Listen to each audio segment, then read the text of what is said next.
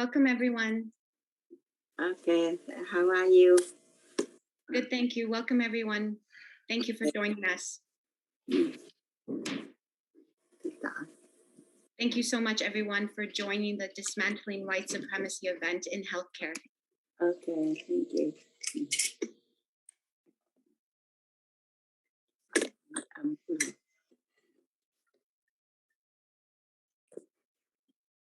Welcome, Hi, Gloria. We're joining already.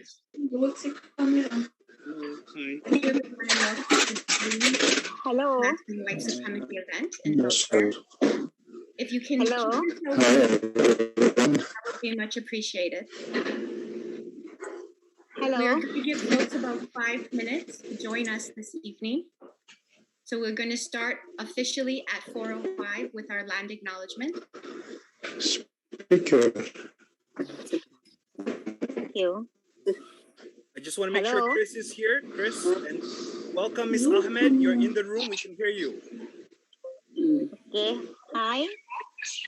My name is Mrs. Ahmed. We're going to start soon, Miss Ahmed. We're going to get started soon. Okay, I'll let you know when we're starting. Okay. Hi, Gloria. This is Chris. We got in already. So thank you. Thank you, Chris. I'm glad. No problem. Perfect. Thank you. Thank you. Yeah, I don't know what happened earlier. We waited half an hour. Thank you, everyone, for joining our event on dismantling white supremacy in healthcare. Please note that we're going to give folks about 5 minutes to join the meeting this evening. So take this time to grab some water, grab a pen and paper if you'd like to take notes.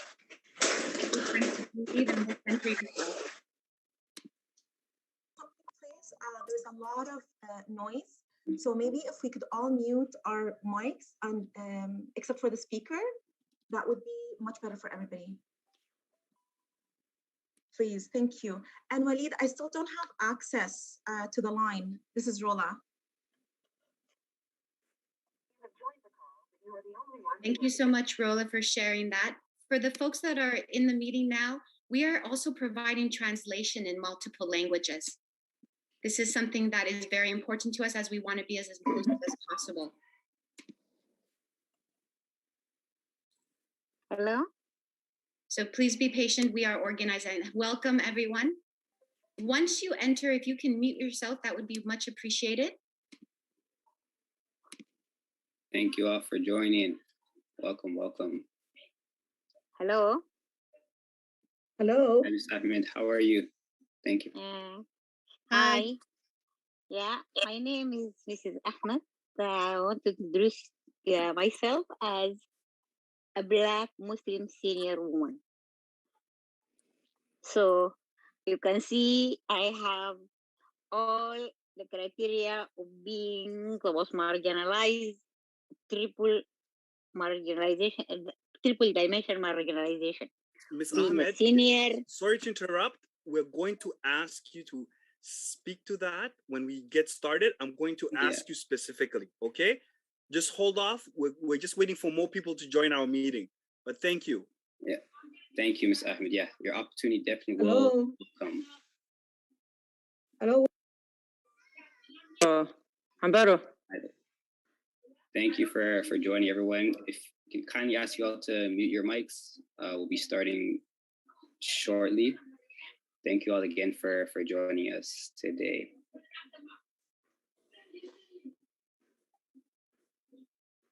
We have a great turnout already.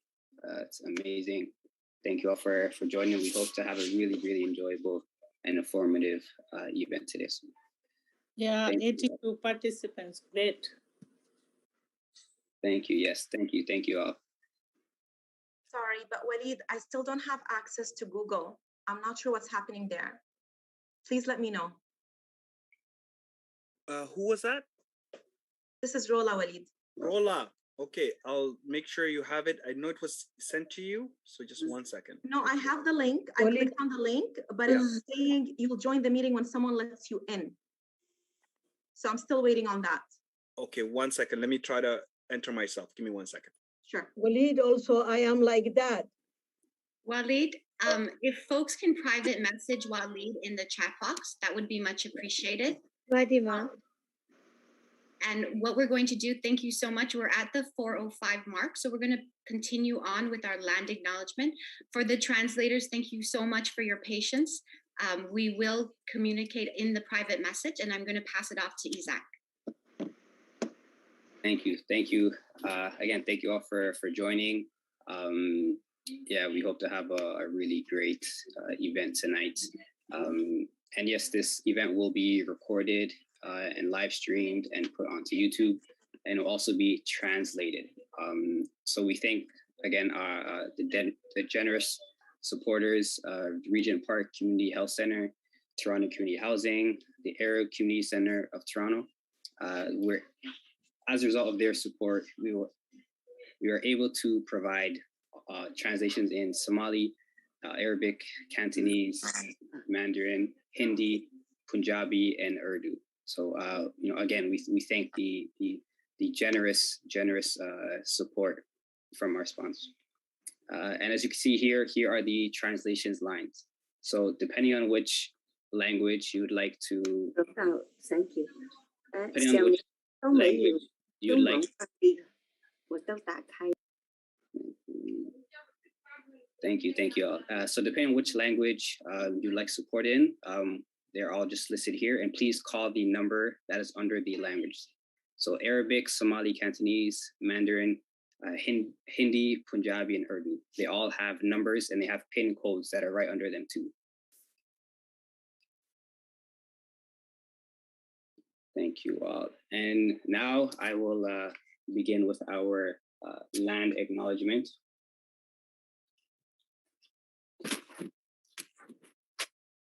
So we acknowledge that we are occupying, operating, living, working, raising our children, and building our communities on stolen land.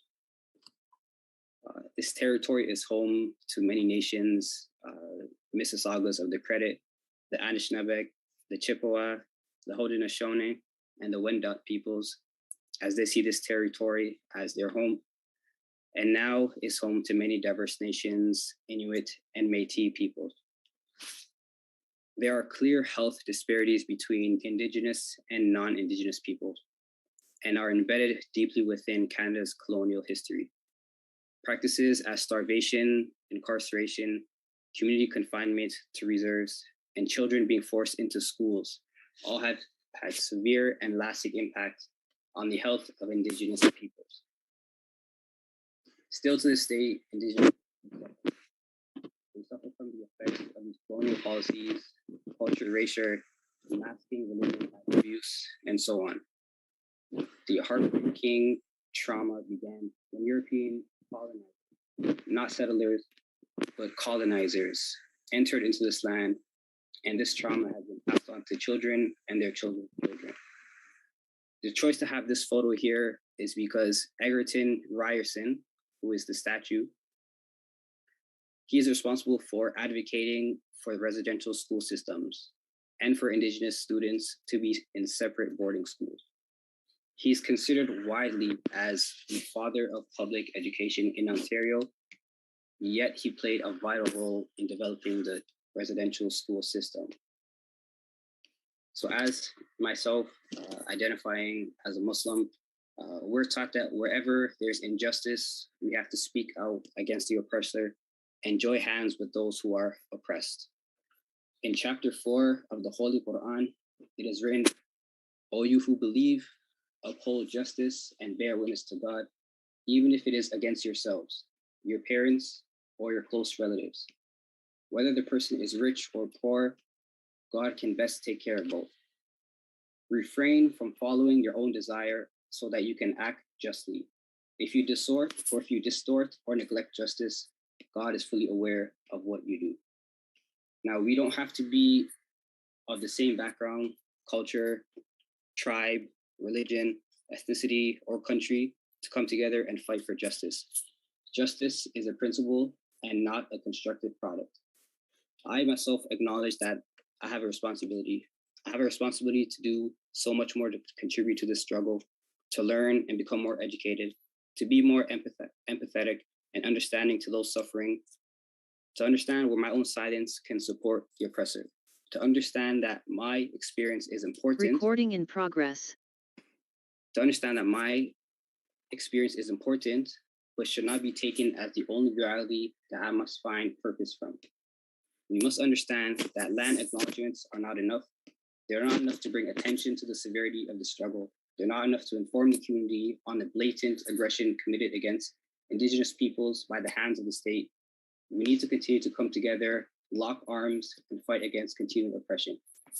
And I will end off with a quote from Malcolm X, where he says, "I'm for truth, no matter who tells it. I'm for justice, no matter who it's for or against. I'm a human being first and foremost, and as such, I am for whatever benefits humanity as a whole." Thank you. That was the land acknowledgement. If you go to the next slide, please. And I'd like to gladly introduce our two MCs for today. We have my amazing colleagues, Charlene Henry and Walid Khojali Ali, two incredible people who we've had the immense pleasure of working together with the Neighborhood Pods TO project, which is engaging in mutual aid across the city. Next slide, please. So Mr. Walid Khojali Ali, he's a community builder, first and foremost. And as you can see, he's a very handsome brother with an incredible smile. And he advocates for so much, such as affordable transit, environmental stewardship, equity, and human rights. He's known for work with residents to create safe, inclusive, and sustainable communities free from discrimination. And he is the co-founder of the Coalition Against White Supremacy. And this is not even the half of what he does, if we're being honest. He does a lot more. So next slide, please.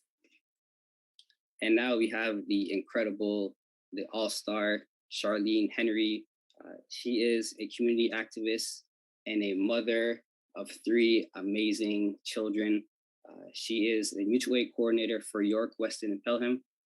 She is a tenant rights activist and founding member of York Southwestern Tenants Association. She is a member of the board of directors at Shakespeare in Action, located at Weston Commons.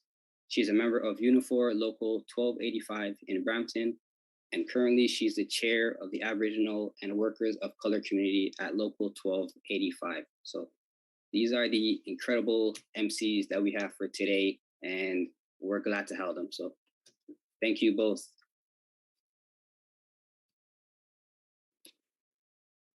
Thank you, Isaac. Good afternoon, everyone. I'm just going to go quickly over the agenda.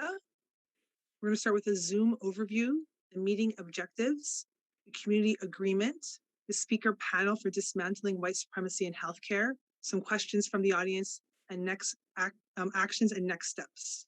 Next slide, please. So just a brief overview of Zoom. Along the bottom of your screen, you will see the mute button where you can unmute yourself to ask questions at the question and answer period. You can put your video on or off. It's up to your discretion. We'd love to see everyone's face. You can see how many participants we have. And for those of us who are involved in the presentation, we can share screen, but most importantly, we can chat with each other, which many of you are doing. Please introduce yourself in the chat and feel free to have conversations there with any of the participants in this call today. Next screen.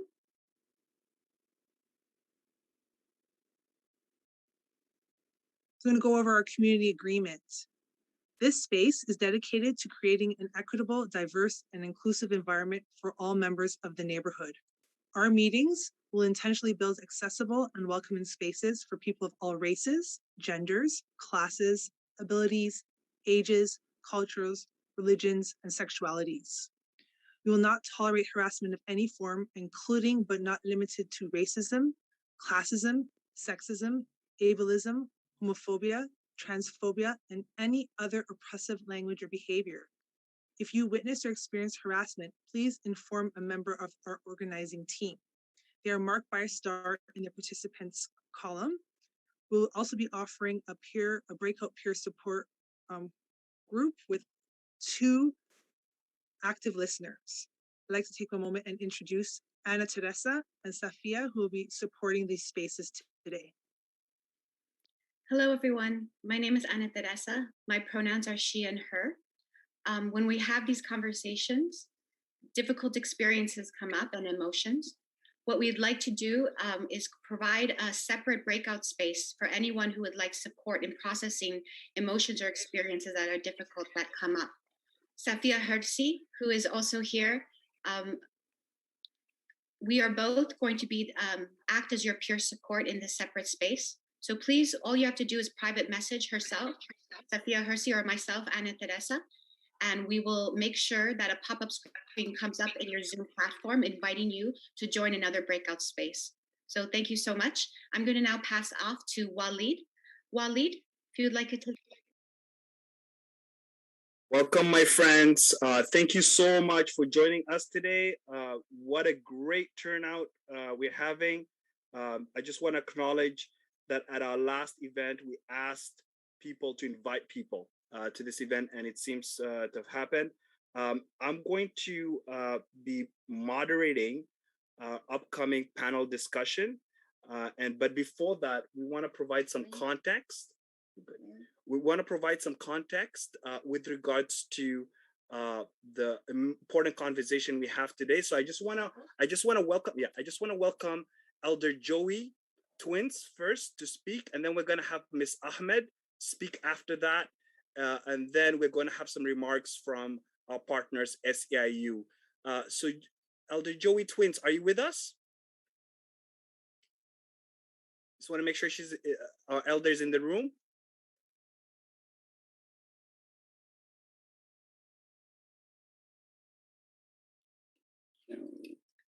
Elder Joey? I believe we have a Joey here, but I can't confirm if it's the out there. Okay,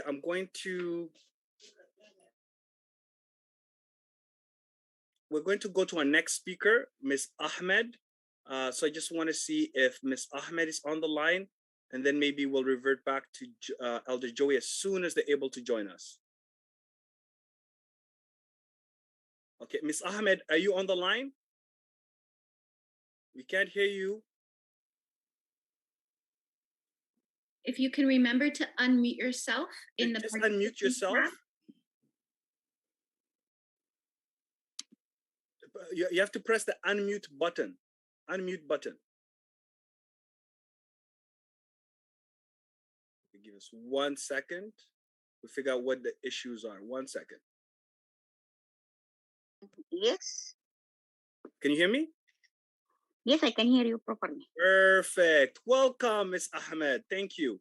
So just before we get started in this important conversation that's going to focus on medical racism, and our elder is going to hopefully be speaking next.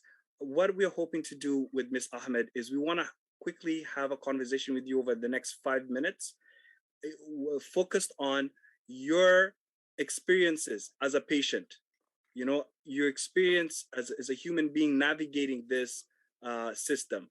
So, Ms. Ahmed, tell us about your experiences when you're going to the hospital. Okay, and before that, I want to introduce myself as a senior Black woman. So you can see that there is a triple dimensional marginalization here. The frail of being a senior, Black, of course, the racism is there, and then a woman, and you know how also the oppression against women. Leave that alone, add to the pile, I'm a Muslim too. So you can see what in which category of marginalization I'm falling in. That's not one issue. I was expecting, I hear about white supremacy, about discrimination, about racism, but I never thought for a second that is gonna affect our healthcare, because this is involve involve people who has put their hands on the oath to help humanity. But when it comes to a system like that, this is very serious. And I have been victimized a long time because of this. First of all, like when you enter the PIN followed by the pound key. Hello? Go ahead, Miss Ahmed. Sorry about that. Go ahead. Yeah. So I never thought this white supremacy will gonna touch the health care. You know, what is the most sensitive issue as means life or death. It's killing. I had gone through a long experience. I'm diabetic for more than 25 years with multiple intensive health issues like kidney function, heart issue, diabetes, hypertension, high cholesterol, pain in the nerves, all these issues together. And this affected my eyes, that I take injection inside my eye. So there is, I have been struggling a lot to find a family doctor. I can't. Everybody says whenever I go to any doctor, he says there is no vacancy, no vacancy, no vacancy. So I left with like doctors who doesn't have people to come to or anything like that, but not like whenever I go to any clinic, they say they look at you, they said, "Oh, we don't have any space for you." Secondly, my first language is Arabic, but you know what? I chose to talk in English so that you can judge me if I can communicate or not. Because so many times in this health system, I receive a remark that, pardon me, I can't understand what you're saying. You know, I want you to judge if you can understand what I'm saying or not. Do I have an accent that can never be understood? I don't think In my so. opinion, Miss Ahmed, you're very clear. You communicate well. Thank you. Thank you. The first experience is like, first of all, one time I went to the emergency room, I was in a bad shape. I was like unconscious the whole night. And then I woke up in the morning. I was starving the whole day. And then they gave me, they provide me with salad, which is I'm very have irritable bowel against that. So I asked them, do you have anything else like a soup with bread or anything? Then one health personnel came there and she told me, where do you live? I said, I live in Region Park. She told me, okay, what do you expect us to serve you? Steak with a mocking way. I just felt bad, you know. We deserve to eat steak. We do eat steak. I cook for my family steak, but she cannot do that to me. I just took it, you know. Secondly, whenever you go, whenever when then whenever I go, like questions they ask you, okay, when they see you and your background, where you come from, and the area you're living in, without and I don't think it is a relevant question to ask you, do you use drugs? You know, it's very offensive. We are mothers. We have taken care of children and we raise them very well. So how can they ask us this question? From region father asked, do you use drugs? I said, the name of my medication told me, no, we mean drugs. Drugs. I said no. Okay. Thank you, Miss Ahmed. So Thank you. then there is another very bad experience. I mentioned a lot, you know. I have a lot. You give me us 5 minutes. This is a life experience, a lot of life experience. I wish we had But more I can time. tell you, But go ahead. okay, one time in Beijing, I went to a university clinic where they refer me because I have hemorrhage at the back of my eye. Yeah, yeah, and pardon me. No, go ahead. Go ahead. I can hear you. And then I have been treated by this doctor for long, and I can see in the clinic all people who came to the clinic are most of the clients are white patients, seniors mostly, because this kind of diseases come to senior people. and accompanied by their families, daughters or sons or husbands or whatever. I go alone. And then this doctor, as we were elected for a drug which has a lot of just for a trial, a kind of injection inside the eye to stop the bleeding in at the back of the eye.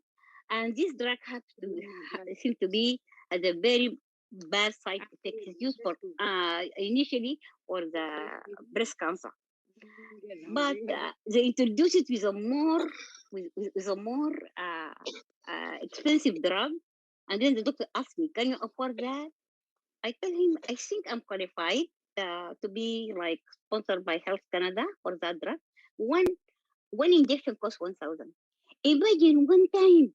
I have been used to this procedure for long. I know how it feels when they give you the injections of anesthesia, and then when they rub your eyes, and when they tell you to look up or to look down, and then you feel the injection no matter what.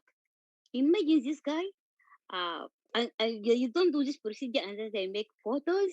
Then there is an evidence there is bleeding. Then they give you the injection, and they give you injection in one eye after a week in the other. One time, suddenly, it's just I have not seen him for some time. Then when I went to my appointment, then they told me, on your file written, they gave me injection in both eyes. They told me the doctor said injection in both eyes.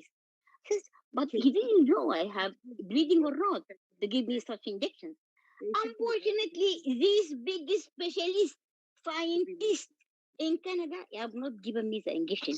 He looted the two Elia drugs which each cost $2,000 being taken from the pharmacy of the hospital and was not given to me. I told him, "You have not given me the injection." Told me, "No, I have given you." I said, "What? Unless I'm crazy." It is becoming not only a denial of medical attention, but also to drive you to question your sanity. I was very angry. I was sad. I was shocked. I was in a bad shape. Didn't give me the injection. I went, "What injection?" Thank you, I Miss was the Ahmed. Thank secretary. you. He I has just not given I me the just want to injection. say, Miss Ahmed, thank you for talking about being gaslighted as a patient, not believed, the treatment you've received, the substandard care, just because of how you look, where you live. I love that. And I want to thank you for sharing your comments. We're going to now go to our elder, specifically Elder Joey Twins, who is going to share with us the welcome and remarks. Thank you, Miss Ahmed. We honor your reflection today. I hope you understand. My accent has been all the time criticized. You have a beautiful accent and we understand you, Miss Ahmed. Thank you. Thank you. We appreciate you. Welcome, Elder Joey Twins. I'm going to do a quick introduction before you get started. So, my friends, could you mind just sharing the screen with the introduction, please?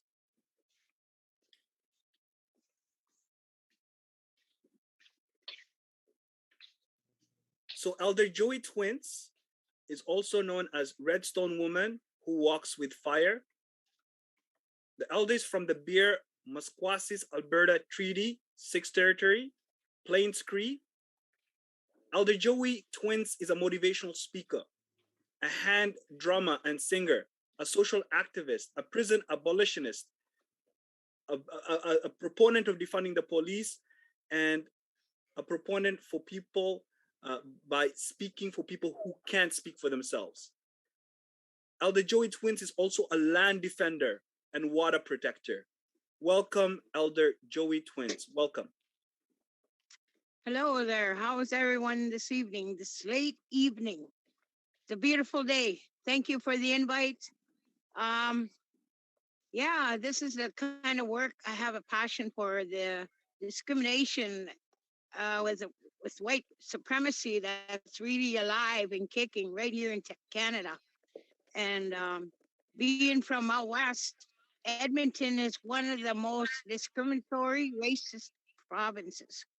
And because why that is that it has the highest percentage of white rich Christians that own the oil rigs you know, the oil companies. So they basically fund the cops to kill the Indians or beat them up or give them a hard time. And this has been going on for a long, long time. And it's right across Canada, you know, and I seen it. I seen it firsthand when I was in Quebec.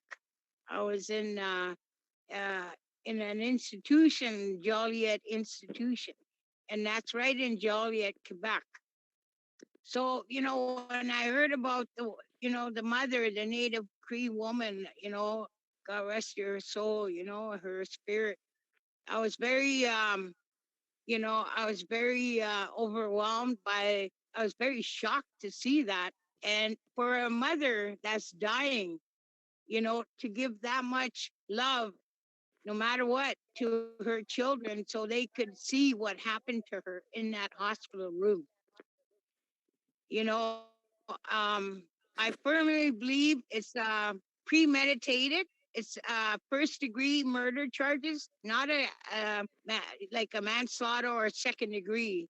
Their intent was to make sure she died, and they were making mockery out of her, making, you know, that's horrendous. That's barbaric, and that's unacceptable.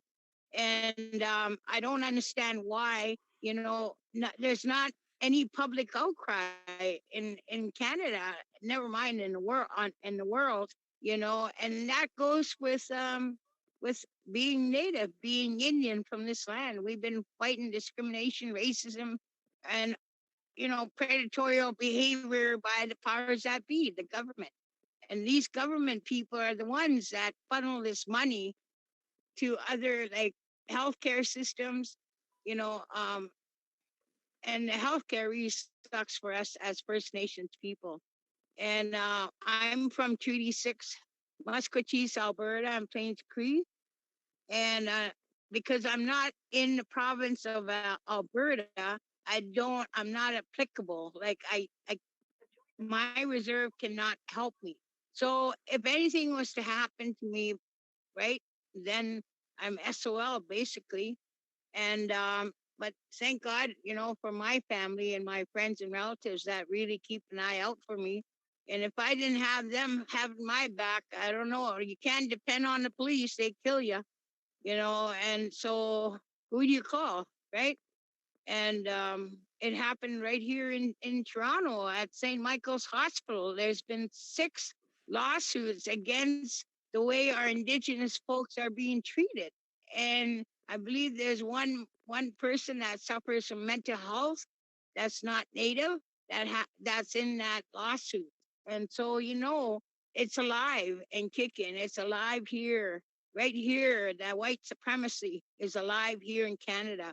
And I believe in my heart it's monitored by Mr. Justin Trudeau and your Premier, Mr. Ford, and your, you know, right here in Toronto, your Mayor John Tory, right? So it's a big system, but you know what? The system does not, you know, will not break the Indian in me, the spirit, because I'll keep fighting in that political way that I know best, you know, and that's for speaking out and having that voice to speak out about the harm that's being done to our own people right here on Indian land, you know. And it's been happening since first contact, you know. This is nothing new, you know. And so we have to wake up, smell the coffee, and do it right, you know, because we are minorities, you know, and we have to stick together on this fight. And that's the only way we could create change and be heard. And I believe in that. I believe in, you know, the creator and the ancestors. They didn't suffer and die for all that, for us to just give it away and give up. So, but anyways, have a good one. Thank you, Elder Joey. I just wanna read some comments on the chat, Elder Joey Twins. You're gonna love this. It says, okay. You have Alicia saying, "Thank you, Elder Joey Twins. I admire your bravery and honesty here in this space. Much appreciated." Okay, Catherine says, "Thank you, Elder Joey." People, someone else sending me a personal message. Thank you. Amazing, amazing remarks. So we honor the legacy of Indigenous people through this event by centering those experiences as well. So thank you. Thank you for reminding us that we're on Indigenous land, we're on Turtle Island. Thank you for reminding us that we're dealing with a system that's racist and that is taking our lives. And thank you for reminding us that if we are committed to reconciliation, then we need to stand for Indigenous lives, just like we stand for Black lives and all other lives. So thank you, Elder Joey Twins. We're now You're going welcome. to move. Go ahead. It's been my honor to speak, and it's always an honor to speak for people that can't speak for themselves at that time. And I'm going to keep speaking. You'll see me around. All right. Win. Ekose. Hi. Thank you for your beautiful soul. Thank you for your lovely words. Thank you. We're now going to invite one of our partners from Canada's largest healthcare union. Well, Canada's actually largest healthcare union, Mina Amrith. And Mina Amrith is Executive Vice President at SEIU Healthcare, representing over 60,000 frontline health and community service workers in Ontario. Mina is a strong women's advocate, feminist, and a champion of human rights. And as a frontline registered practical nurse for more than 20 years, she has dedicated her life to helping others. Welcome, Sister Mina. Thank you so much, Brother Waleed, and good afternoon, everyone. I want to thank Neighborhood Pods TO for inviting me to say a few words today on behalf of SEIU Healthcare. I want to thank everyone who is watching for doing their part in dismantling white supremacy. Just by being here today shows a strong commitment to this incredible, important issue. Tragically, everyone here knows white supremacy still exists in every facet of our lives, and in healthcare is no exempt from that.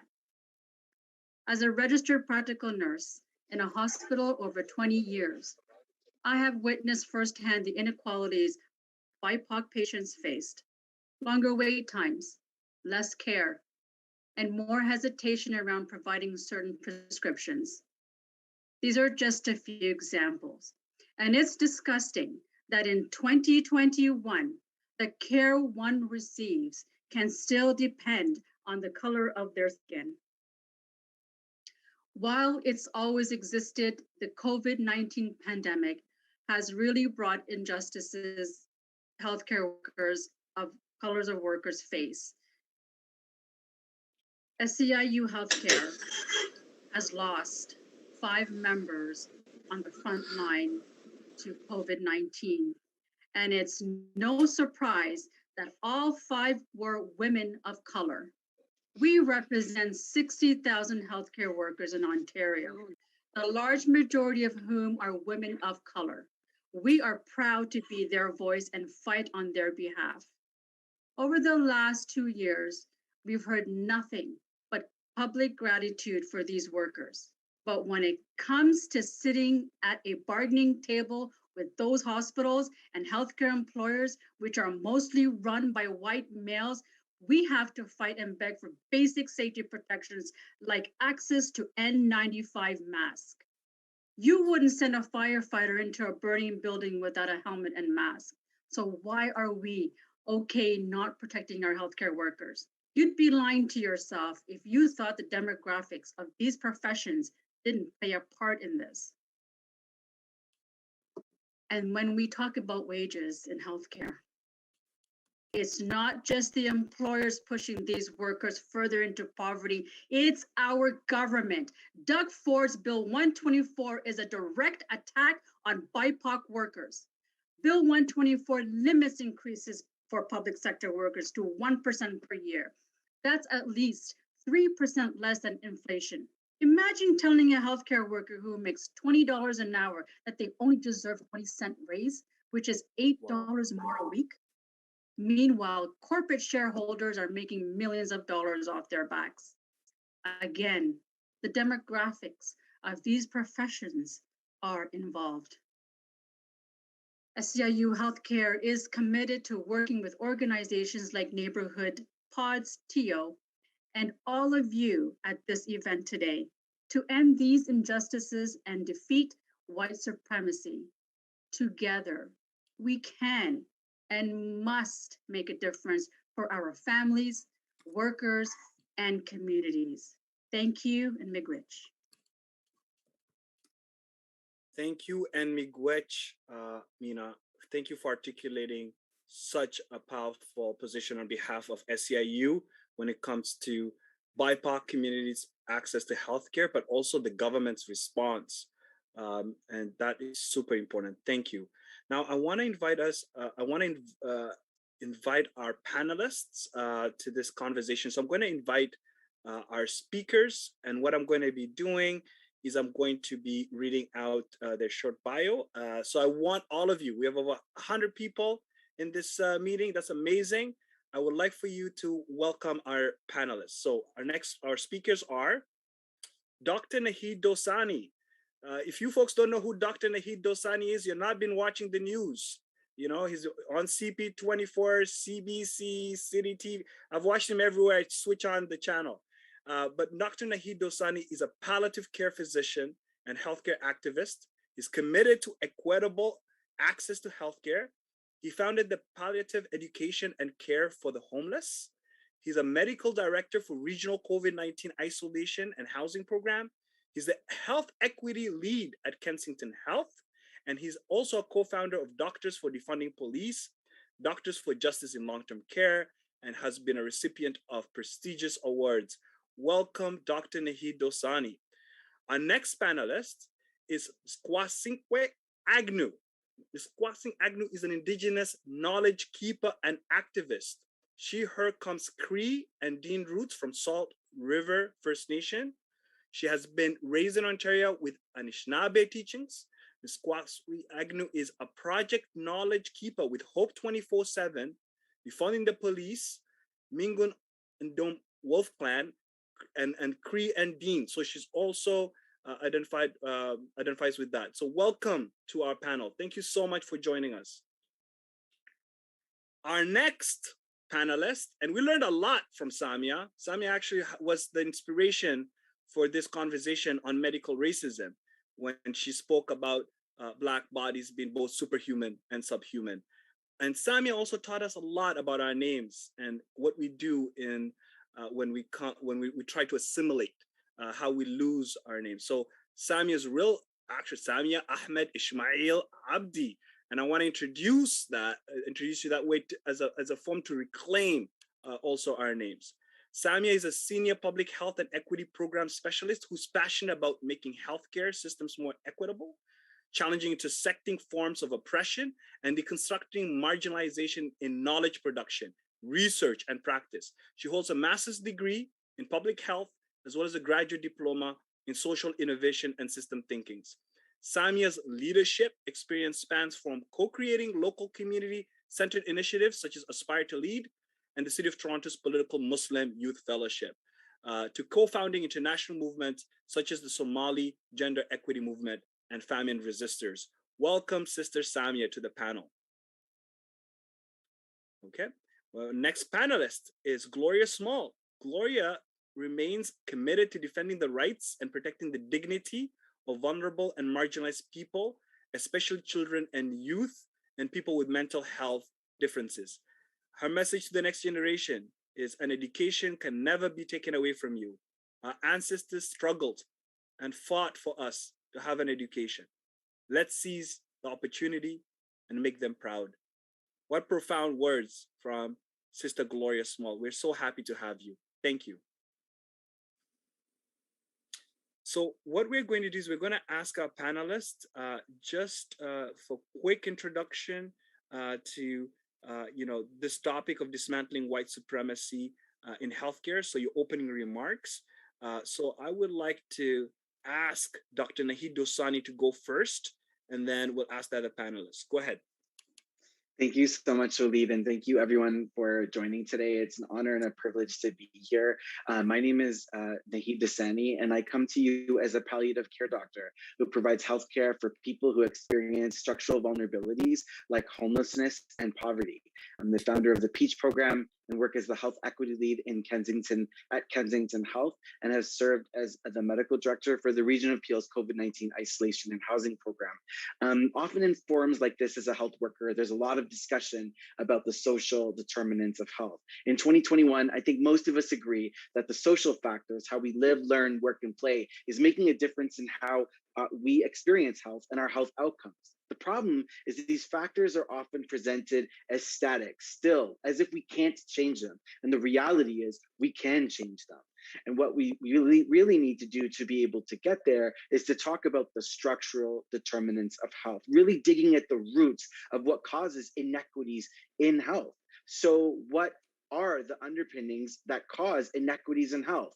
We must name them: racism, capitalism, ableism, ageism, xenophobia, transphobia, stigma, and an overall lack of compassion for the working poor and the working class. As a health worker, it's important to remember that dismantling white supremacy requires us not only to name these causes of inequity, but address them. So how does white supremacy impact healthcare? Today, I share some examples with you. The pandemic, we clearly were not in this together. We may have weathered the same storm. Some of us were in yachts thriving, others were in life rafts barely surviving. Very early on, we heard from our politicians that race is not a factor in who's impacted. And yet we learned that those who are hardest hit by COVID-19 were racialized communities. We learned that over 80% of COVID-19 cases in the GTA were in racialized people. They blamed racialized people for not following the rules. They said racialized people were vaccine hesitant, and that to the point where they didn't even divert vaccines to hotspots. The lines showed them the truth that people were not vaccine hesitant. They were vaccine confident and lacked structural access to vaccines. Then it comes to essential workers who are often racialized in communities like the Toronto area. There was a time where 1 in 4 workers in a place like the Region of Peel were going to work sick with COVID-19, and they wouldn't give them paid sick days. We fought hard, we advocated, we pushed. They said we were playing political games. No, we wanted to just save lives. And in the end, the Ontario government announced a paid sick day program that offered 3 days for a virus that requires people to isolate for a minimum of 10 days. The cognitive dissonance is maddening. Our long-term healthcare system meant to support the elderly and people with disabilities. We saw 28,000 people plus die in long-term care across Canada. And in Ontario, they did not learn from the first wave. They did not learn on the second wave. And more people died. And staff, frontline healthcare staff, mostly racialized women, bore the brunt of this pandemic. And they got sick and they died because of precarious jobs, without benefits, without sick pay. This is why I joined colleagues in founding Doctors for Justice in Long-Term Care, because dismantling white supremacy in elder care also means dismantling capitalist interests in for-profit long-term care, where outcomes were the worst in these homes in terms of death rates and overall well-being. But it's not just the pandemic. Let's look beyond this. There's systemic police brutality. I got involved in this fight because I was sick and tired of the police harming the people I care for, who are often Black and Indigenous, rather than helping them. Being Black in Toronto, you're 20 times more likely to be shot by police. Indigenous statistics are very similar in many cities across Canada. Whether my patients or racialized communities, these communities are over-policed. It has become clear that the billions of dollars we're spending on police budgets aren't helping our communities, they are hurting them. We couldn't police our way out of this pandemic, and we can't police our way to health. Policing is a public health crisis.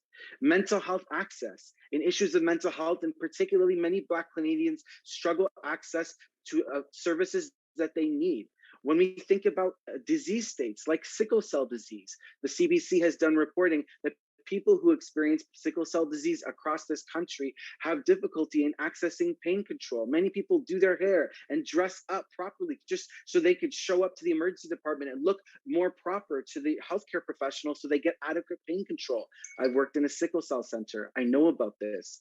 About systemic racism in homelessness. Racialized people are overrepresented in the homeless population in Toronto. Almost 2/3 of people are members of racialized groups, with the largest percentages identifying as Black and Indigenous. And then on reconciliation, we live in the country where racism is front and center, impacting Indigenous communities. The story of Joyce Echaquan is one you must look up if you haven't heard. A woman who was literally dying in a Quebec hospital, and as she was dying, turned on her Facebook Live and recorded a video where health workers were actually making fun of her, racial slurs as she died. And she died in this way. So lots of examples of how white supremacy exists in healthcare. But let's talk about two pieces of advice on how we might be able to dismantle it. First, we must recognize the following. It is tempting to say that race is the critical factor that impacts health outcomes, but it's not. Race doesn't determine health outcomes. Racism determines health outcomes. Structures of racism shape life opportunities, are insidious, prevalent, and so deeply interwoven into our societal fabric that they impact all of our lives. Imagine structural racism is the normalization of an array of dynamics, historical, cultural, institutional, interpersonal, that routinely advantage white people while producing cumulative and chronic poor outcomes for people of color. It's a system of hierarchy, inequity, and primarily characterized by white supremacy, the preferential treatment, privilege, and power for white people at the expense of racially oppressed people.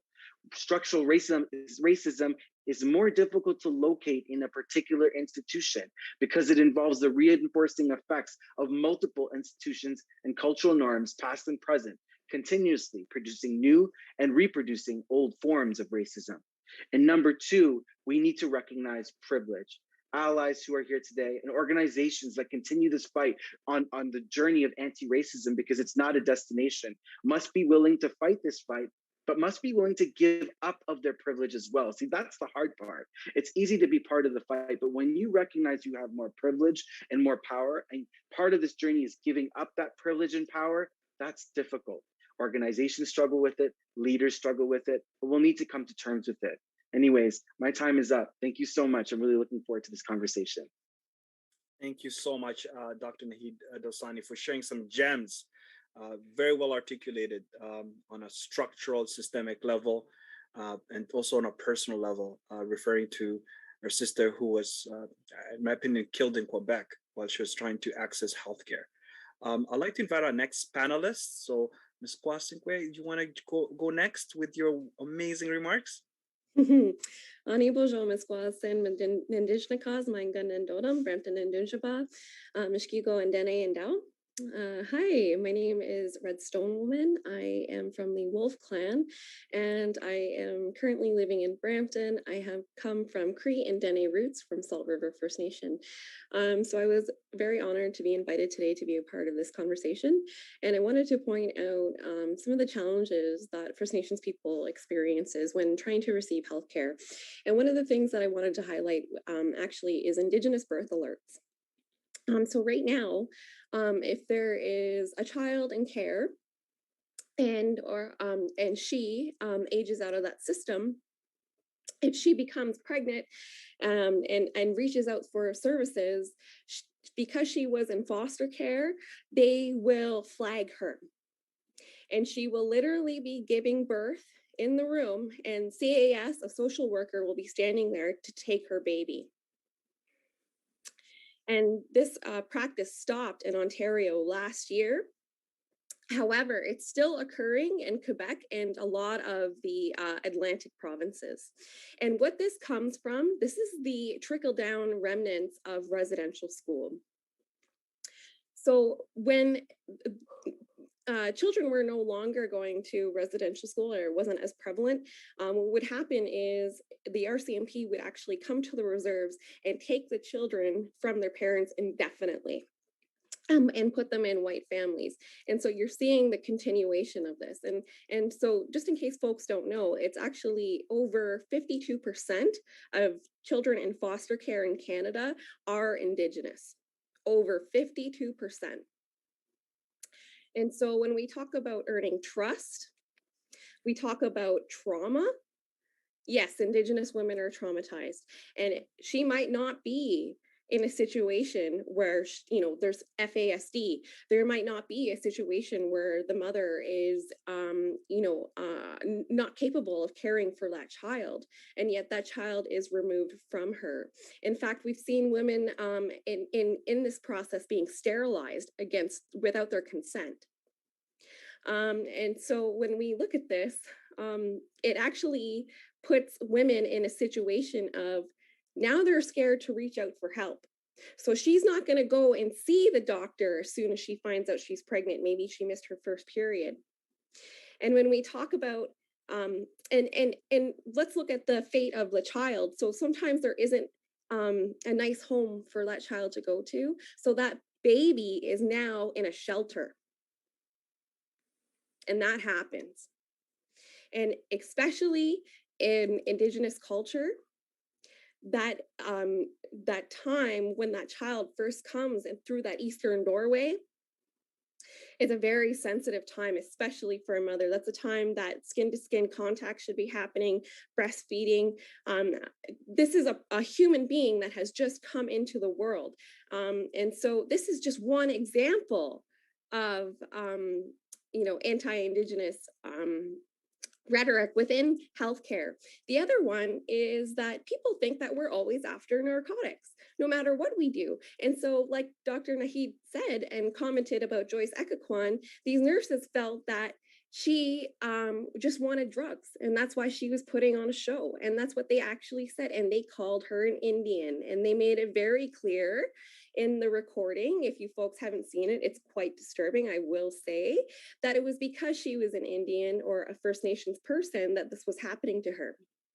And now I'm assuming that most of the folks here are in the greater Toronto area, or at least in Ontario. But if you go to Northern Ontario, especially if you're on NIHB healthcare coverage, which for those folks that don't know, First Nations people, Status First Nations people receive a different level of healthcare than other folks. We have different insurance benefits. And as you saw Elder Joey Twins talk about, whereas they experienced a medical episode, they would be screwed. They'd be SOL.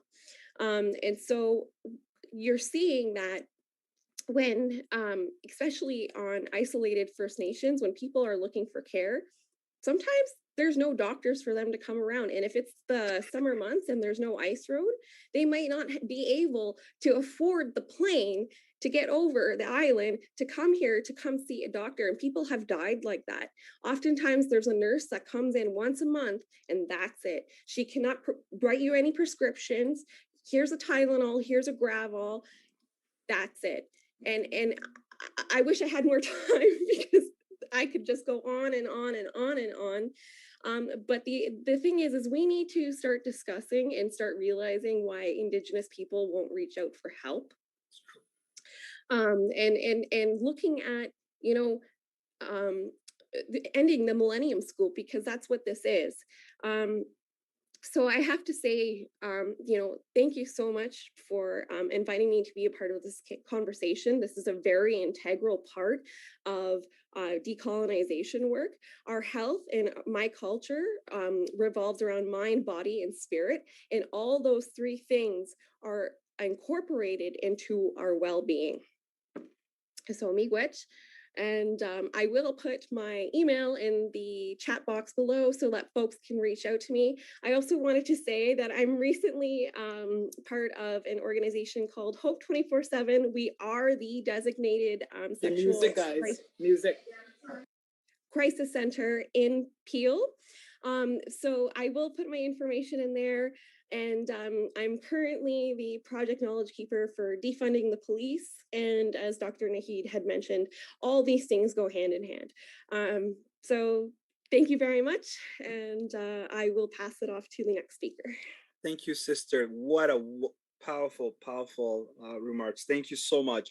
I want to invite Sister Samiya to speak next. Go ahead. Hi, everyone. My name is Samiya Abdi, and it's an honor to join this amazing conversation. Thank you, Walid, for inviting us. Mskwaasinkwe, it's an honor to be in your presence again. Mskwaasinkwe and I had the pleasure of being on the same panel a while ago. And Dr. Naheed, amazing to share space with you. Thank you for your powerful remarks. I just wanted to reiterate the amazing experiences that was shared by Elder Joy as well as Elder Ahmed, because she is a senior Black woman. So it's actually very disrespectful for us to just call her by her name. I just wanted to also introduce myself in terms of my positionality. I'm a Black Muslim woman. Hailing from East Africa, from Somalia, particularly a land that was colonized by the English, the French, and the Italian. So from a colonized land to a colonized land, or from a land that was formerly colonized to a land that is currently colonized, and understanding also the legacy of colonization does not end by the removal of forces on the ground and military force.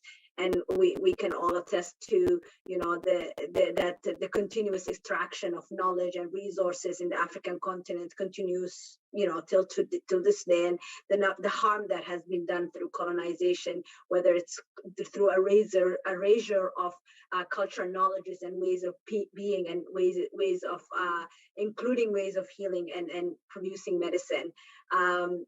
As a Black woman on this land as well, although I do not directly share the legacy of slavery and the intergenerational trauma that comes with that, but at the moment that I landed as a 16-year-old on this land meant that my Black body represented all of the reasons why I would be othered, minoritized, racialized, and oppressed. So just as a starting point of this conversation, I wanted to, you know, just, I guess, in terms of from a professional or a work perspective, I do work in public health. I'm a public health specialist, particularly around the area of health equity. So the idea is like making the link between social determinants of health, where we live, how we live, the kind of opportunities that are afforded to us, the kind of oppressions and lack of privilege that we go through, and how all of that impacts our mental, physical, and emotional health is what I do day in and day out. And also, for the longest time, for those of you who are in the healthcare system will remember that, for example, race and racism was never a conversation that was held in the health equity or the health in health equity. So even within health equity, white supremacy makes people very comfortable with poverty. So people are really happy to talk about. But the moment that race or racism is mentioned, then it's like, no, we don't see color. And as you all remember, even in this, like in this time in 2020, earlier in the pandemic, when the medical officer, you know, the chief medical officer of Ontario, when pressurized by Black community health leaders and, you know, Indigenous health leaders around ensuring that we understood who was being impacted differentially by this pandemic, his response was like, we care about all Ontarians, so we don't see color, and it doesn't matter where you come from. So just to start us off, that sometimes people think about white supremacy only as it shows up in far right wing groups, or through wearings of red hats that say "Make America a Great" slogan.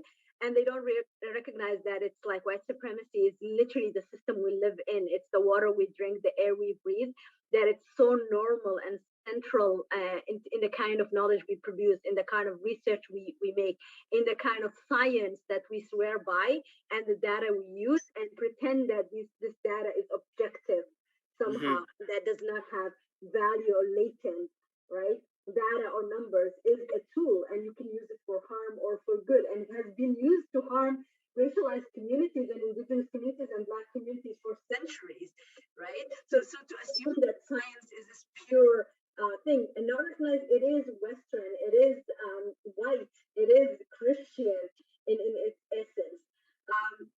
So I'd like to give an image on the reality we're living. We're living in this rotten cloud of white supremacy, but because we've been in it for far too long, we forgot that it stinks, right? And we don't even know what fresh air smells like, right?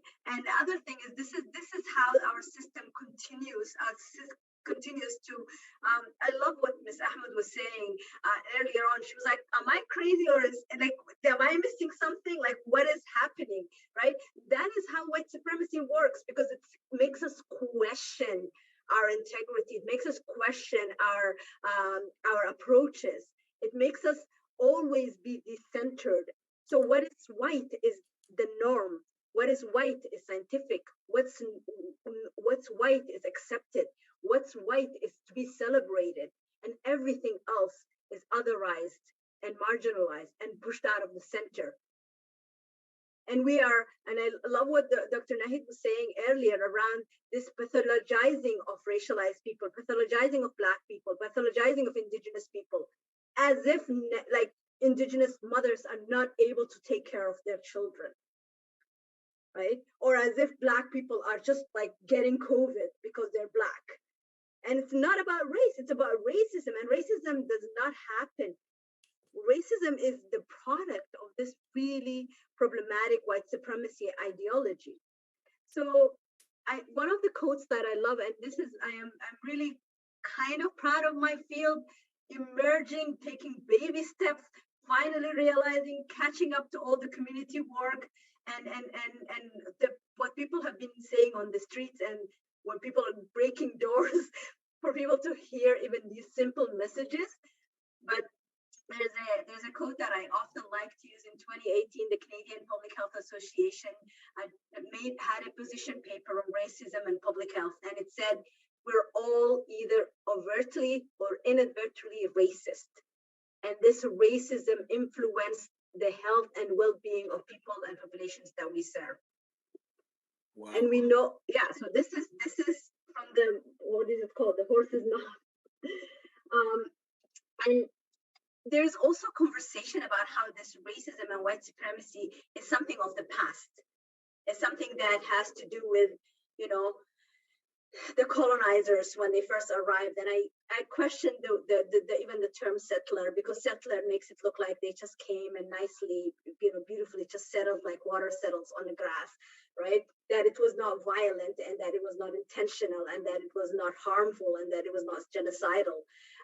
So when the colonizers arrived, or when slavery happened, there's this idea of that the past, and it's a historic conversation. And the examples that was shared by both Elder Ahmed and Elder Joey, as well as Dr. Naheed and Mskwaasinkwe, give us that this is happening right now. So in 2017, actually, the Saskatchewan Health Region, you know, there was reports around coercion of Indigenous women to be sterilized. And this is 2017, right? So it's not like a decade ago or 20 years ago. 3 years, just before the pandemic. Yes, exactly. And then what happened is there was an independent report and investigation that has been carried out. And what they found that indeed the Saskatchewan Health Region promotes racist and discriminatory healthcare practices towards Indigenous women. Wow. So imagine a whole healthcare region that just does this, and then what you were sharing earlier around, like, then how are women able to trust the system? And yesterday, I don't know how many of you have seen this. There was a video that was going around on, you know, the WhatsApp channels around, you know, conversations around the Black Lake community being forced out of their homes in fear of mandatory and forceful vaccination. Although that story and video is not true, and you know, the Black Lake community elders came out to say that was not the case, and vaccination was happening in a way that provides consent and in a way that builds trust and transparency and education. But at the same time, there's an article that shared that the same article said that even though this is not true, on October 8th, Black Lake community had declared a tuberculosis outbreak. And there was a one sentence, so everything was about like dismissing this video about people being really fearful about the military coming in and forcibly vaccinating them, and therefore running out of their homes. And in a random sentence, it said, but there has been a TB outbreak. Can you imagine if there was a TB outbreak in, you know, Rosedale or Forest Hill? Like, can we even fathom that? Right? The fact that indigenous communities are, having to deal with in a pandemic, TB outbreaks is ridiculous, right? But also the fact that it's mentioned as if in a one-liner in the story, as if this is just something that we should just accept and be okay with. So it's really interesting, and it makes you think about what have we done as now I'm talking as someone who's in the system. What have we done as health professionals to create mistrust in communities? And not it's this not like, oh, people don't like the system. No, the system has been killing people. So obviously people will be running away from physicians and nurses and public health providers when we time and again have intentionally harmed indigenous people, Black people, racialized people. And we expect people to just take our advice, right? And practice better healthcare, which is not even a choice in reality, because we know the social determinants, even if they want to trust the system and practice a better healthcare, methods, they're not able to. So just in terms of, there's a few things that I wanted to also bring up. So for those of us in the system and who are, the people who are, the outsiders on the inside, we made it in, but we're still struggling. There was an amazing paper that came out at the beginning of last year, and it showed that I basically was looking at the experiences of racism and discrimination by Black physicians in Ontario. And this paper, this study found that 70% of the Black physicians in Ontario reported negative experience based on their race. Wow. And that showed up in terms of negative remarks on their looks and hair. Imagine being a physician providing care and being commented on. And I'm sure Dr. Naheed has these experiences of being commented on your hair, your name, your looks. Patients questioning their credentials. And my sister's a physician, and she's always asked, like, are you sure? Like, where did you practice? Like, this idea of, even though when the patient is on their deathbed, they're still questioning the credentials of, Black and Indigenous and racialized physicians. Exclusion from career advancement and opportunities for mentorship. Lack of acknowledgement and recognition. Not being able to safely report experiences of racism. And I would like to conclude with just how, then what do we do? Like, how does allyship happen, and how we can move forward? So, the basic is self-educate and commit to change. The next step is make sure that in your own positions, wherever you stand, in your departments, in your agencies that you work with and you interact with, ensure that there is policies and practices that allow for systemic change to confront white supremacy. Individual, like, changing of hearts, crying about something, staying up at night, that is good for your heart. Maybe tears are cleansing, but they're not changing the lives of people who are actually dealing with this, right? So I wouldn't say keep your tears, fine, express them, it's okay, but recognize that with the tears comes responsibility to act, and from understanding where do you have power, and then implementing that power. So policy change and practice change, because we can change people's heart till we're blue in the face.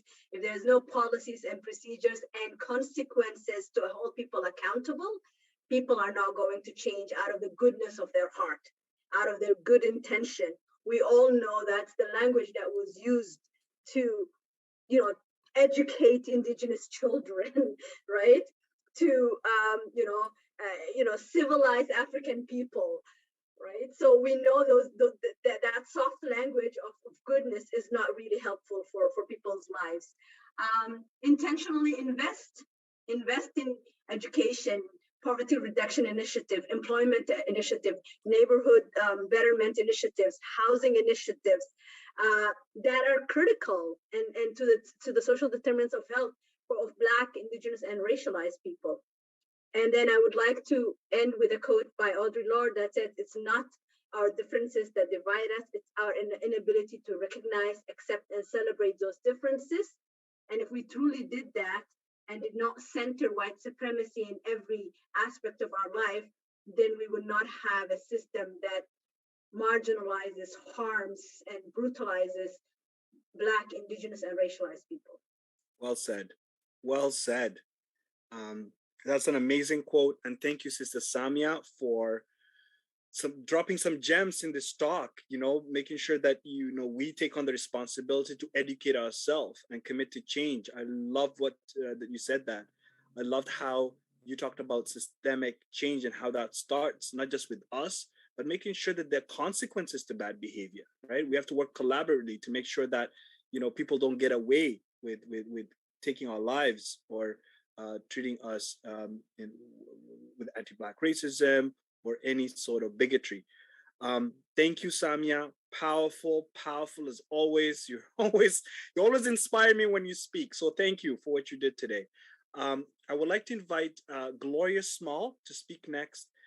Gloria has been an advocate for patients, but also for folks who are navigating this system in the healthcare system as someone affiliated with Canada's largest union, healthcare union, SEIU. Gloria, please share your wisdom with us. You're muted, Gloria. Go ahead, my friend. Hi, good afternoon to everyone. Thank you, Waleed, for inviting me to this discussion. Thanks, SEIU, and SWOT for also inviting me on this panel. My story is somewhat different because my background is I work in mental health for the past 35 years as a nurse. And so it takes on a different spin to some of what is presented here today. But it still ends of the racial discrimination within the system of mental health, and also within the hospital setting, the nursing homes, especially for the PSWs, for the the housekeepers. It's because you're Black, you associated with a certain type of work that you can do. I can go on with numerous. I would spend the next week bringing up situations that happen within the hospital. I of myself have experienced discrimination in the sense of me being injured at work in mental health, patients assaulting me because I have a certain shade. Maybe I'm just a bit over 200 pounds. It looks like I'm strong. I'm capable of taking the sort of abuse, which is physical or emotional abuse. I'm expected to move on. I'm not expecting to feel sad or feel any way hopeless about what just took place. And that just don't go for me. That goes for so many Black nurses. We are held more accountable. As a union steward, I had a situation where one of my colleagues, for some reason, she did not write down the medication that for some reason, she got busy and she didn't noted, and it became a question that she took the meds. This is something that she's doing all the time, whereby you had a white nurse that had been brought before the College of Nurses, who they said, it's just a habit. Maybe it's a drug, something that he has been doing for all these years, and it's very hard. And they cry and they mourn. It's very hard for them to break. But as a Black person, you are required not to do drugs. Even if you're doing drugs, I'm not saying it's a right thing, but your accountability or your way of of they viewing things is much different to the white nurse or the white worker. I'm sorry to expose SEIU and all the unions, even if you as a Black worker has an issue and you happen to go to a white union store, it's quite different. The case is weak. The case the case is already sold out because that worker has not that worker who is there for the people, whether white, green, or she has not done her work because of the color of your skin. She will go. I have intervened already with saying to my short, the person who is working with me, I said, okay, what is happening with this case? Are we going anywhere? And she would say, oh, it's not your business. And again, it goes to the union, not in a good standing. Sometimes it may not reach the union. It may not even get to the union because why? They are holding us, the black skin, different to the white. The white one would reach and it will dissolve. Sometimes even the human resource, it will resolve right there in human resource because all the faces you see is the white face. So then you have everything for us, black skin staff, sweep under the carpet. And I've been facing this. I've been battling this. Don't care how much grievance I put in. I have been dealing with this numerous times. So I have to say, how do we make changes? What do we do? Again, we just have to educate. But how much can you educate a person who is not willing to change? Because we have been going to the table. We have been going to the table many times. I have gone to human resource. I said, okay, I put on my union cap now. I need to discuss this because this is what is happening. And they said, okay, we're going to look at it, Gloria. We're going to look at it. And it comes back where the staff who they claim did something, I asked them, I said, okay, they said they're going to research it. They're going to ask the person who was there, who saw it. And it turns out that they don't investigate black skin cases well within the hospital, right? We have many black skin staff who have been fired for not having proper treatment. Okay, if this person's on drugs, they don't send the black skin nurse or housekeeper or whoever to get some sort of treatment. I know of a black doctor within the hospital that I work, right? Who someone claimed that he sexually harassed her. And you know what happened? The white doctor that I work with very closely, who did the sexually assaulted act, you know what happened to him? Nobody knew. It was just on papers, but it was very small and nobody knew. But the black doctor, he was the chief. You know what they did? They wait until he did the last delivery. They said, okay, we want you to just do this last delivery. And he was escorted in front of all the staff, patients, and everyone by the police through the hospital. So this is what takes place as a black skinned person within a hospital setting or a health setting. This is what takes place with us. How do we make changes? What do we do? Well, I have put together some changes that we can do because I think it's about time that the hospital, the human resource, we need to see some more diversity within the human resource. The human resource is all white skin and they all work together to destroy. I'm telling you, I'm straight up with them. Whether this tape go right back to the areas it needs to go, it's fine. I'm comfortable with that.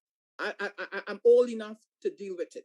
Okay. So some of the things that I would suggest that needs to create a workplace climate whereby people are encouraged to speak up against all forms of white supremacy without fear or backlash or repercussion. Okay. Another thing that I have looked at, put policies and procedures in place and hold people accountable for non-compliance by up to and including removable from that space. Get rid of some of these people. They're no good. They do not solve the problem of what is happening even up to now. How would you feel if a white supremacy was targeting you? This is a question should go to them. How is white supremacy affecting us in our mental health? They are affecting us in our mental health because when we go home stressed and it goes into the family. It goes right into the family. So it is affecting us. Well so I want to thank you. Well said, Gloria. I'm just writing down what you're saying. You just got me so passionate about writing this stuff on the chat. Thank you. Thank you, Gloria. And I actually want us to explore this conversation more when it comes to not knowing how, like we know from our personal experiences, we know through these conversations where a lot of us have shared stories of the impact of white supremacy in the healthcare system. But data, what about data? Yes. What about the collection of data? You know, and what I want to do is I'm going to, first of all, I have a bunch of questions and you folks already answered it in your presentation, which is awesome. So I'm going to jump some of these questions, but I'm going to ask all of the panelists the following questions because we want to better understand the remedies that we could adopt. So the first question I have for my good friends is, because we already talked about what are the manifestations of white supremacy in healthcare. We talked about how white supremacy feels like, you know, the impact. And there was some talk about allyship, right? So my question is, what are the key questions we should be asking right now to better understand the impacts of white supremacy in healthcare? And if you could also elaborate on what key actions that are needed to dismantle white supremacy in healthcare. So my question is, what are the key questions we should be asking right now to better understand the impacts of white supremacy in healthcare? And what key actions are needed to dismantle white supremacy in healthcare? So who'd like to go first? And this is a question to all our panelists. Don't be shy.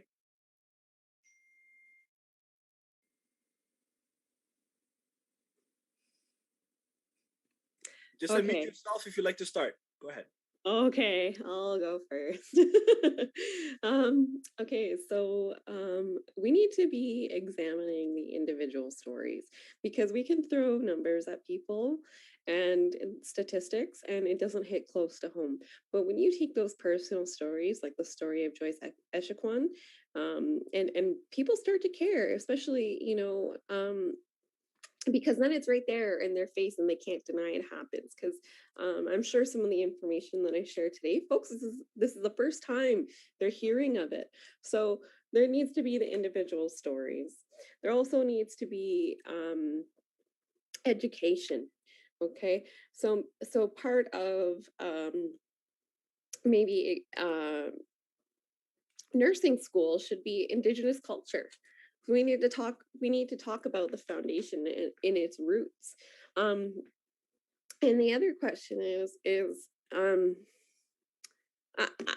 experience, for example, how come one race of people experiences a different standard of healthcare than the other? And so we can see a direct example from that. I believe it was a First Nation out west. They had asked for PPE during the lockdown of COVID-19, and Ottawa sent them body bags. So that is a clear and direct message. Oh boy. And so hopefully, those are one of the questions that we should ask. And I think as well, it's the physical health, but then the mental health care. So not just for Indigenous folks, but culturally appropriate healthcare for all the backgrounds that we have here in Canada, all the intersections. Because to be honest with you, even if there is like culturally appropriate healthcare tomorrow, I know that it's going to take Indigenous folks years before they're comfortable accessing them. So we need to undo the damage that's been done and respect people's trauma and give them time to heal and give them a space to tell their story and let them know their individual narratives. That's all I got. Wedge, thank you. Thank you. Thank you. That was so powerful. Amazing questions to ask. I'd like to invite Dr. Naheed Dosani to speak next. I really agree with, what's been said already. And, I think what we really need is to welcome a shift, a real transition in healthcare to recognize the power and privilege and prejudice that is racism. We spend a lot of time talking about naming racism, but we need to shift the conversation to asking the questions of what allows racism to develop and fester to begin with, and then give people potential pathways for action and change to actually occur. We need to go from asking people what happened to you to what matters to you. We have to go from this, the social determinants of health to talking about systemic forms of racism and oppression. Not talking about BIPOC are at risk, higher risk for, but no, racism increases the risk for. These kinds of conversations and just really need to happen. We need to encourage people to feel comfortable to stop saying, I'm not racist, right? This isn't a binary conversation. Actually, people need to learn and unlearn, and we might trip up, and all of us are actually on this journey and borrowing from Dr. Kendi, and just such an important basic form of a book, how to be an anti-racist. But there's to talk about gems, Waleed. There's a lot of gems out there. We also need to recognize that in healthcare, a lot of the forms of racism are not overt. You probably shouldn't be calling people names. Like the Joyce Estraquan thing was ridiculous. Like it's so obvious and so overt. But most of the racism we see in healthcare is actually covert. It comes in socially acceptable forms. It's othering. It's tokenism. The denial of racism is racism itself. So recognizing that that's in play as well, and encouraging people to be able to be in spaces and feel comfortable confronting the racist ideas they held in their minds and continue to hold. That's easy to say when people are angry, when people have been hurt. We've all been hurt on this call. We recognize that, but giving people the potential space to be able to grow from within, in their heart and soul, to be able to build towards an anti-racist future. It might sound airy-fairy, it might sound overly optimistic, but I am hopeful that we can kind of get there. I'm hopeful too, my friend, and thank you for those kind words and just reminders with regards to medical racism and how to dismantle white supremacy. It's not covert, that's for sure. I would like to see Samiya. Do you want to go next, Samiya, Gloria? Yeah, sure. I can add a few things. So I think I agree with everything that was said, and I really like the idea of reminding people it's not a binary. It's not like you're a racist or you're not a racist. Your actions matter. So the question that I would like to ask is like, how have I been racist today? Yes. Or even and another question that I think is very important to ask is how did I benefit from colonization and white supremacy? And then this idea of knowing that we all have proximity to power, proximity to whiteness, even for within racialized communities, within Black communities, asking the question of, does my closeness to whiteness grant me more opportunities and privileges than people who are farther away from whiteness?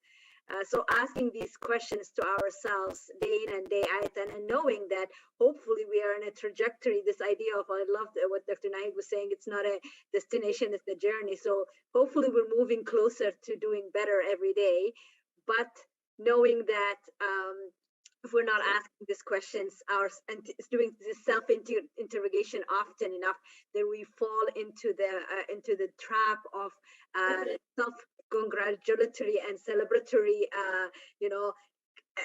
just out and okay. I hope I don't get to. It bothers me so much when people get to know few words and are able to say few facts and therefore think that they've done the work. Exactly. So, and especially in the healthcare field, we have this really, really dangerous. So I said, I'm happy people are talking about this in public health and in other healthcare, in the healthcare system in general. However, we are really at the danger of being stuck at the recognition and the talking about space, where again, yes, wonderful, you've lessened my burden by not continuously explaining it to you that racism and white supremacy are harmful and are the disease and the illness that we're all suffering from. Now let's find the cure. Well said. Well said. Let's find the cure of this horrible disease, disease that's killing us and living, but it's and the way you put it, Samiya, was powerful. Thank you so much. Gloria, do you want to add? And then we're going to be taking questions from our participants. We've got a bunch of questions that came on the chat. About 100 people have joined this meeting. So we want to make sure we address some of their questions. Gloria, go ahead. So some of the things I think like questions I would be asking or things that I'll be looking for them is like, how would you feel if white supremacy was targeting you? How would white supremacy affect our mental health? How can we help?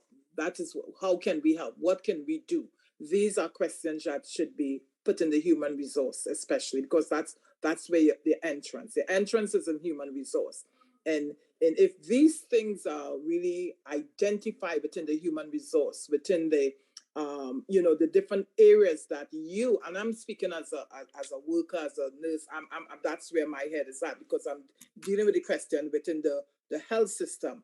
And within the health system, it becomes more toxic because you're dealing with mental, you're dealing with spiritual, you're dealing with physical. So to add this on top of everything, because you have a doctor functioning and trying to do his work. He's not looking at a color. He's looking to do his work. You have a nurse who go out there and she's trying to do the best she can. You have the housekeeper. You have the PSWs. You have the allied staff who may not look like a white and is, like my color of skin, or, and you are saying to me, I don't want a black nurse. I don't want this. And I've had nurses who don't want to work with make a black nurse. So it's really educating people from the get-go.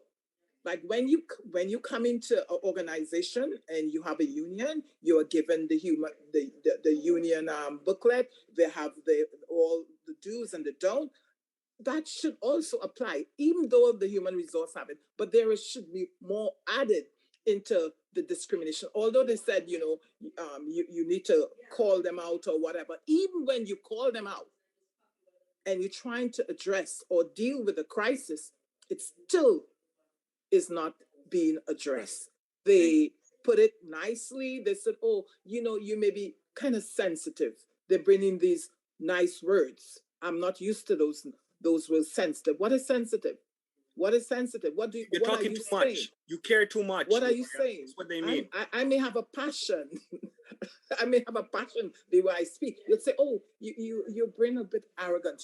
So we need to start educating and understand people's culture, and how they express themselves, So these are some of the things that I think that needs to be looked at. And it really starts from the human resource. Because if it's not correct, because the union come into conflict all the time with human resource, because you have a young person who may be from the western part of Canada and has never seen a black person, and they are already frightened by my color, by the way how I speak, So these education needs to take education and sensitivity around the race, whether black, white, green. It needs to happen within those borders. Gloria, you brought up a super important point, is how are we implementing these reforms in our education system? It's all about education. It's about knowledge. And one of the things that we hope to do is talk about education. How do we dismantle white supremacy in our education system? So thank you for bringing that up. It's a really good point. What I want to invite my colleague specifically to raise some questions from the chat. So Charlene, are you with us? Go ahead. I am here. Thank you to all the speakers for many gems that you gave us today. I'm going to read a few questions that were put in the chat. We'll start first with a question from Alicia. She asked, how do we get our voices heard better or louder? Will it be through more involvement on those institutional committees, or that we might need higher education credentials to be taken seriously? And this is posed to anyone on the panel who'd like to start with an answer. Go ahead. I just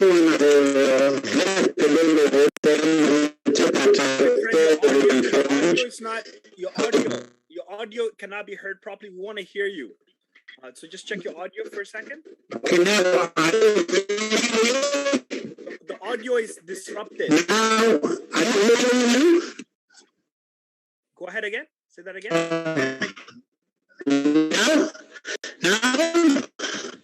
It's a bit off, but try speaking. There's lots of feedback. I don't know if maybe you can mute and unmute. I'm not sure if everybody heard the question that I posed. Would you like me to read it again? me go ahead again. If we can mute that participant, thank you. So this question came from Alicia. How do we get our voices heard better or louder? Will it be through, I'm gonna pause. Can we have everybody muted? Perfect, thank you.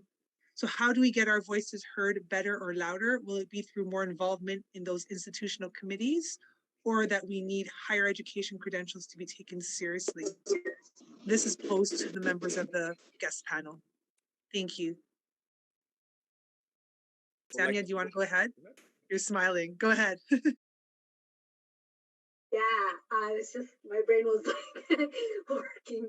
I was just gonna say, like, I think that is how also colonization and white supremacy works, like that they dismiss our knowledge and our ways of being, and you know, like put intelligence alongside institutional education, as if the only valid experiences are the ones that can be articulated in a way that was set up by the system.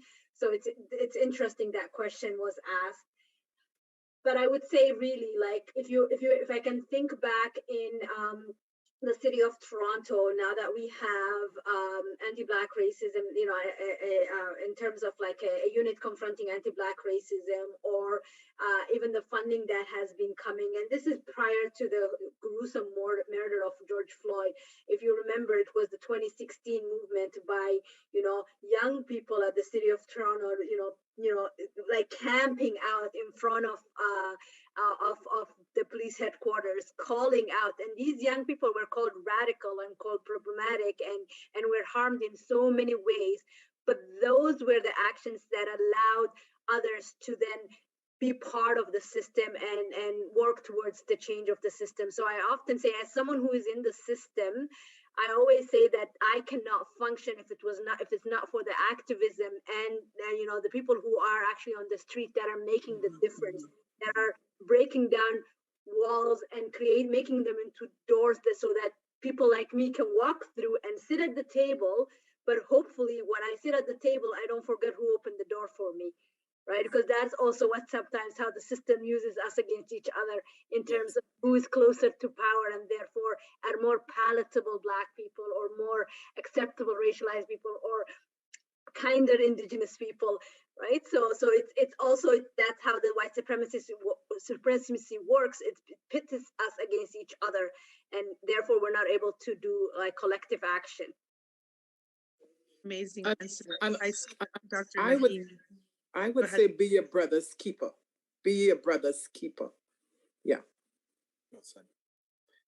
Dr. Naheed, Dr. Naheed, you said you had an answer as well. Yeah, I really agree with Samiya's comments, and thank you so much for saying that. I certainly hope that, you know, people are not associating the potential to inspire change with, you know, credentials and education. In fact, you know, truly for those who do work in healthcare, we're, you know, you've heard many of us speak tonight, we're doing the best we can, but you can see that this is a real battle and a real fight for us. And we're winning on some fronts and making some progress, and we're not making progress in other areas. The more pressure there is from the outside, externally, from the public, from young people, from the next generation, on social media, on media, writing creatively, op-eds, commentaries, protests, you know, virtual, in person, the more pressure there's going to be. Like I've never thought that there would be so many young people in the general public who are, you know, ready to ride with me on a healthcare issue around advocacy. Like I've blown away. You guys are incredible. We need to keep this energy. We need you. This movement needs you. So, you know, just like 2 cents just from my experience, just reflecting over the last year and a half of this pandemic and how important that's been. Thank you, Doctor. I agree with you. And I know that when we spoke with Gloria too, she spoke about the importance of young people in this fight. Go ahead, Gloria. And, you know, one of the things that we are missing badly within the health system, I don't know if there's a blockage somewhere within the schools or within the universities. I'm not seeing much diversities. And when I mean diversities, I'm only seeing whites within the going into medicine. Could somebody give me an answer? Why is this happening? I need to see more of my skin. I need to see more of the Aboriginal people going in. I just need to see this. I find there is too much too much of a blockage. Could maybe the doctor can answer me why? And I say that because I house a lot of medical students, and I can tell you what I see for medical students. I'm not seeing one of my people, the black skin.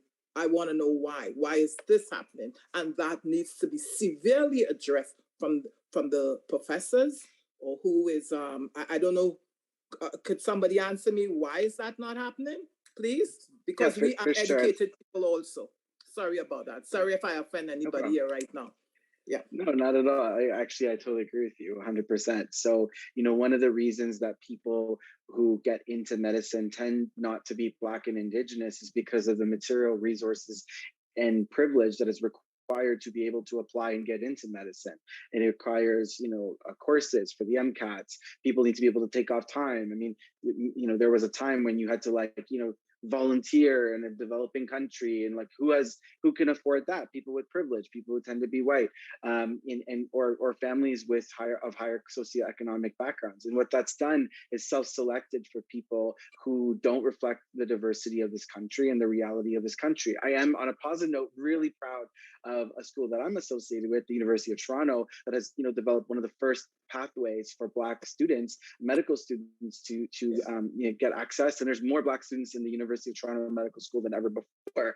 And similar discussions for Indigenous communities need to happen, and communities of color in general. In fact, there's even a diversity mentorship program for racialized medical students who are matched with mentors, so that they don't feel like they're imposters, for example, during their medical training. So I think things are improving, not as quick as we'd hope them to, but those are some background points about how we got here.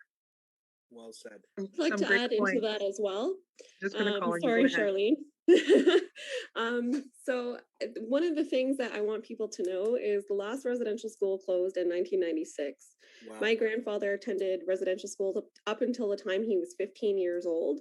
He's 70 years old today, so he's still alive and well and with us. In the entire 15 years that he was in that school, he was not taught to read or write. So what were they teaching them in this schools? Because I can only speak on behalf of the Indigenous community. Right. Okay, but when we talk about also, cultural values, healthcare is not limited to academia. Healthcare can exist in many, many ways. Okay, so for example, myself experiencing gastrointestinal issues due to stress, the only help I was able to receive that was effective was going to the medicine keepers in my community. We need to value other forms of healthcare. This academia, the fact that you need to have a doctorate in order to give people care, in my opinion, is BS.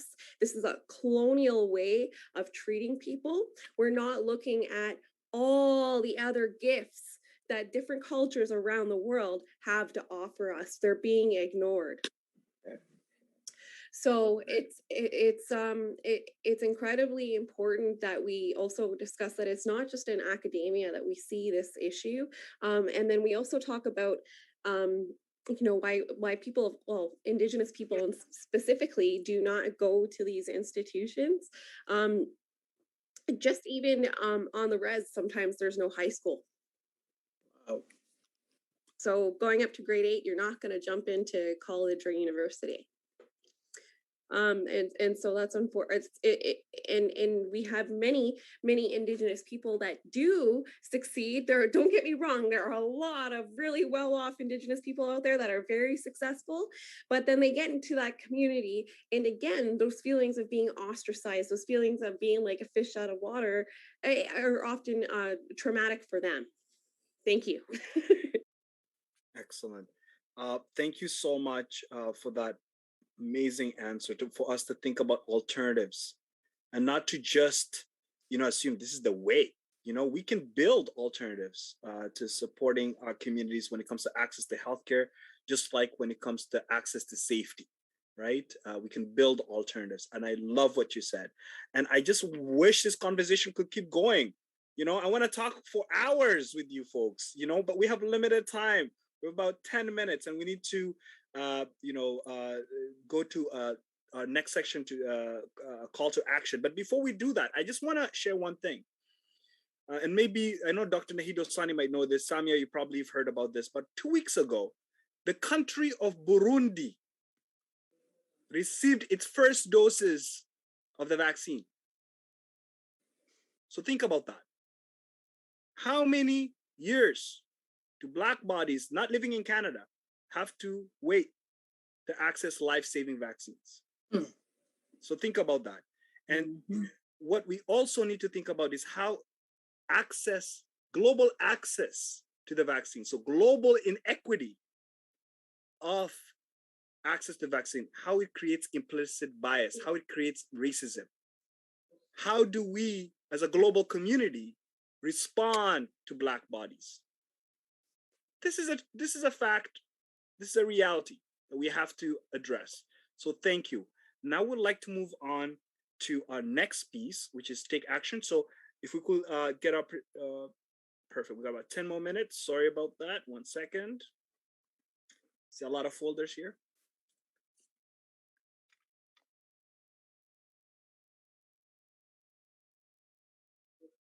Okay.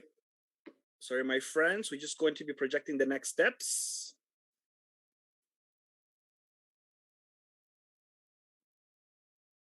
Okay, I will do that myself.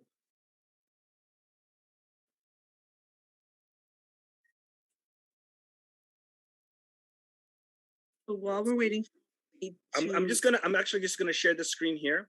Okay. Okay, go ahead. I have an alternative here, so it's perfect. Okay, so we're gonna be talking about taking action, and what taking action looks like is take the advice from our amazing panelists. You know, educate and commit to change. That's one of the things I heard. 2 is, don't be a bystander to white supremacy. Intervene in whatever spaces you're at. And remember that you're the change we've been waiting for. This is the movement. This is the movement that's going to change our world for the better, to dismantle white supremacy and to have a truly equitable society, right? Where everyone matters. Now, the next thing that I want for folks to think about is these various resources that are available, whether it's, we're going to be sharing links to those resources. The National Council of Canadian Muslims is doing great advocacy work on dismantling white supremacy and bigotry and hate in other spaces. The Coalition Against White Supremacy is another organization, coalition of 170 organizations. You have the Filipino Youth Fellowship. There's many organizations, there's many allies, many of them here today in this meeting that are committed to this work. So we want to work together. We don't want to talk about it. We want to act. And one of the amazing things that is going to happen is we, thanks to the support of SEIU and other partners, we want to start a working group that will push for healthcare reforms in the lead up to the next provincial elections, because we know it matters.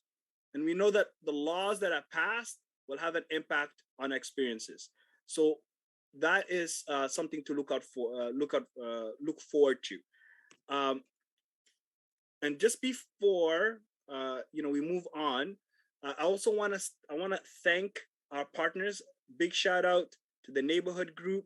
Thank you for all the support. SEIU, the Regional Park Community Health Center, and who else did I left? ACCT, all the folks that have supported this work and provided translation services and other supports to make this happen. So thank you so much.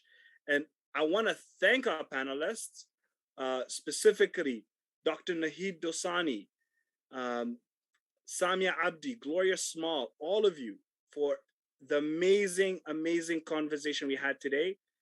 So thank you once again. Charlene, do you wanna talk about the next stuff?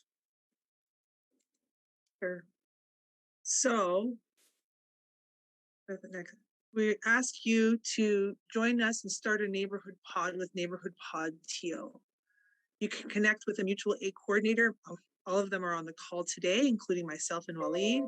You could check out our toolkit and join a pod support group. That's a way to get started with helping to dismantle white supremacy. We also have few more sessions coming up in the month of November. So next week, we have a healing circle and community conversation on November 4th from 6 p.m. to 7:30 p.m. And that is going to be on Zoom. Please leave your email in the chat and we can connect you with that group.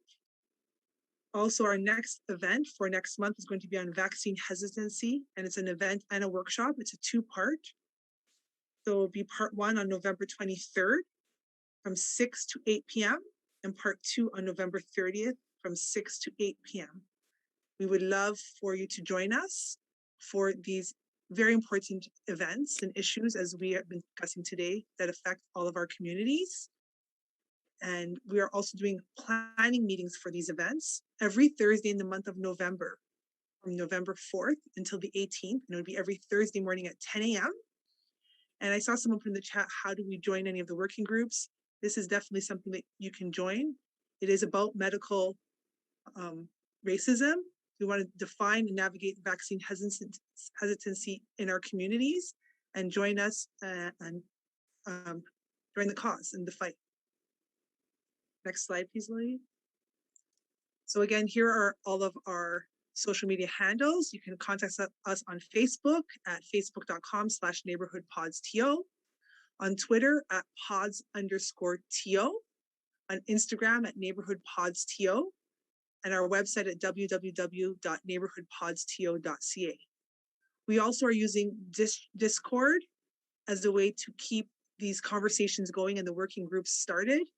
So you can join us on discord.gg/swpthjnm. And that's, we have many working groups and also on dismantling white supremacy, to housing issues, transit issues, many issues that affect Toronto and the GTA. So join our team. The link should be posted in the chat. Next slide. Awesome. I just want folks to note that next week, please put this in your calendar. Next week, we are going to continue this conversation through a healing circle and community conversation. So please join us next week on Thursday. Mark it on your calendar, and it's later in the day. So please note I think it's from 6 onwards. So please put that in your calendar. And I want to thank my co-MC, Charlene Henry, for doing a great job today. Thank you so much. And I want to thank our Neighborhood Pods team, Anna Teresa, Nahum, Joey, Karen, Funmi. Isaac, come on, yes. You land acknowledgement. I don't know who I missed. There's so many of us that have been doing such a great job supporting. Alicia, Barry Ann, all of you. Thank you from the bottom of my heart for all this great work. And we want all of you to get involved. So please join us next week on Thursday as we explore the second part of this conversation that's focused on healing and building a better system for all of us, a better healthcare system for all of us. So thank you once again. Thank you, Gloria. Also, thank you to the panelists for all of your information and insight into dismantling white supremacy in healthcare. We really appreciate you blessing us with your knowledge. Thank you. Samiya, thank you. Dr. Naheed, Dosani, thank you. And Mina from SEIU, thank you for your amazing remarks earlier today. Really appreciate it. Brother Ainsworth, thank you. And our friends at SEIU, thank you. I know we're going to be concluding our event, but I know there's some of us that really wanted to raise some questions or raise some points. So I'm not going to ask folks to stay behind. Our event actually is done as of now. But for those that have some questions and want to stick behind, we'll be able to entertain those questions and answer them. So thank you once again. Have a lovely evening. Recording stopped. And thank you once again. Have a lovely evening. And let's dismantle